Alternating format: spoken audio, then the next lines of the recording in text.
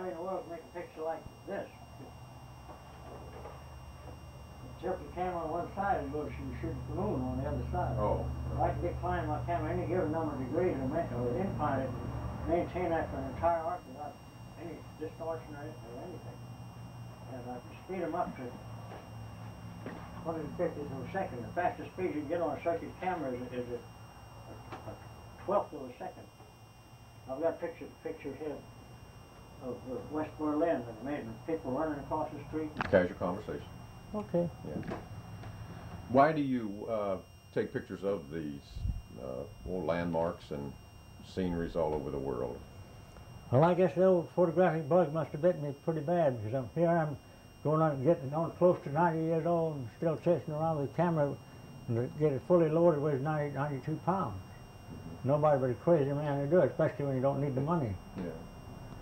My son, who evidently has much more sense than I have, he's already quit, retired.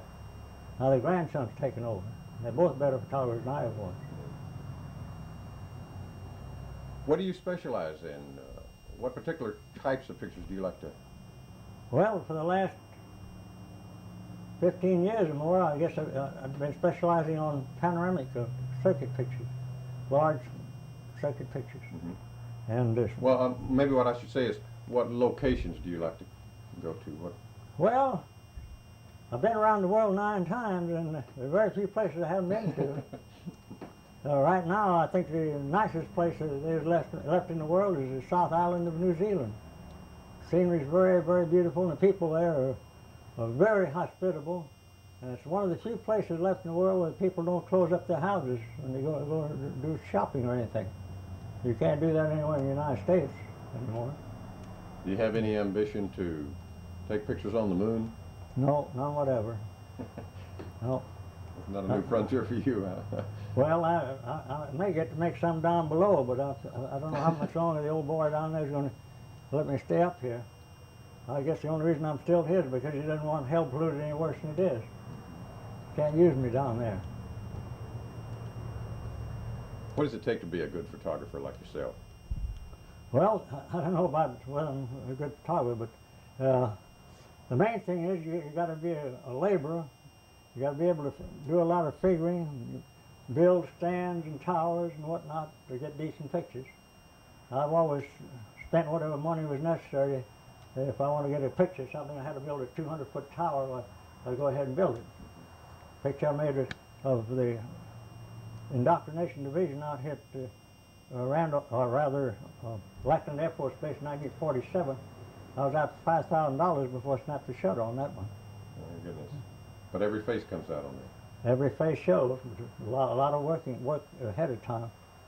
But, I guess we worked 7 weeks or so ahead of time on that thing.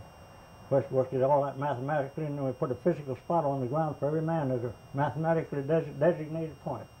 21,765 little squares were nailed into the ground. The men stood on those squares and not a face was hit. And that particular picture, the first couple of ranks were only 16 inches apart. The back 2 ranks were almost 16 feet apart. And about 93% of the men were in the upper half of the design. If you cut the picture directly in half, 7% went in the lower half and 93% in the upper half. And the way it looked on the ground, it was just a tremendous long ellipse. Excuse me. Well, I was going to ask you about photography today. There aren't too many of these circuit cameras in use, are there?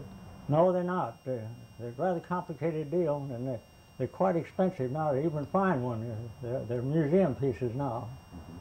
Mm-hmm. And the last time they were manufactured, I think, was about 1925, along in that, and haven't been manufactured since.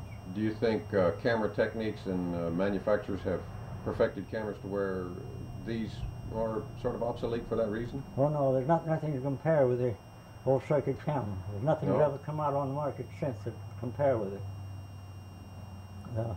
There's so much in demand. I've been offered $3,000 for one of my cameras, and I won't sell them. My grandson's got quite a collection of them. I've got quite a few myself. The only one I ever sold was sold to a fellow up here at Kerrville. The poor fellow had TB and I felt sorry for him. He said he had a lot of summer camps lined up there, Boy Scouts and one thing or another, and I sold it to him. With the understanding he was supposed to sell it back to me, and if he ever got the way you want to turn it loose, and he sold it to somebody else for about 5 times what I let him have it for. Okay, thank you.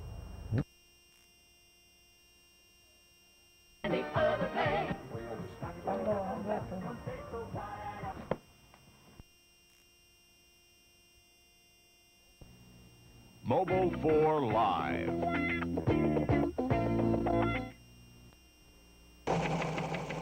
This is NBC Nightly News.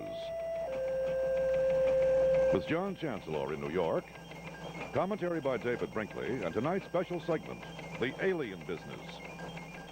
Good evening. There has apparently been a major breakthrough in the Iranian hostage situation.